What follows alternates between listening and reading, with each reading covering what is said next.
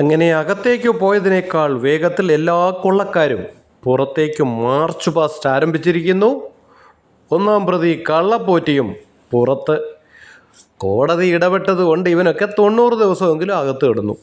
ഇത്ര മധുരമനോഹരമായ ജനാധിപത്യം. ഇവിടെ ഭരിക്കുന്ന മുന്നണി അംഗങ്ങൾ പ്രതികളായാൽ അവർ ശിക്ഷിക്കപ്പെടുകയോ നല്ല കാര്യം. ഇതാണ് അപ്പം മാഷിൻ്റെ വർദ്ധിച്ച ആത്മവിശ്വാസത്തിന് കാരണം.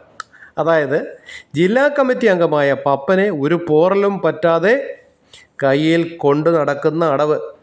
എന്തെന്നാൽ പപ്പൻ ഒരു കാരണഭൂതന്മാരെയും ഇതുവരെ ഒറ്റിയില്ല.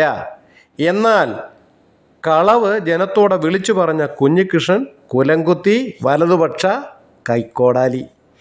നേതാക്കൾ കക്കും മുക്കും നക്കും, പക്ഷേ അടിമകൾ അത് പുറത്ത് പറയരുത്.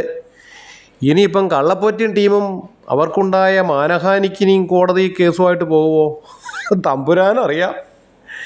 37 തവണയാണ് ലാവ്ലിൻ മാറ്റിവെച്ച് കളിച്ചുകൊണ്ടിരിക്കുന്നത്. ഇനിയിപ്പം നമ്മുടെ ഈ പോറ്റിയൊക്കെ കള്ളപ്പോറ്റിയൊക്കെ മേൽശാന്തി ആയാലും അത്ഭുതപ്പെടാൻ അവകാശമില്ല. ഈ പപ്പനും ഭാവിയിൽ നമ്മളെ മന്ത്രിയായും സേവിച്ചേക്കാം.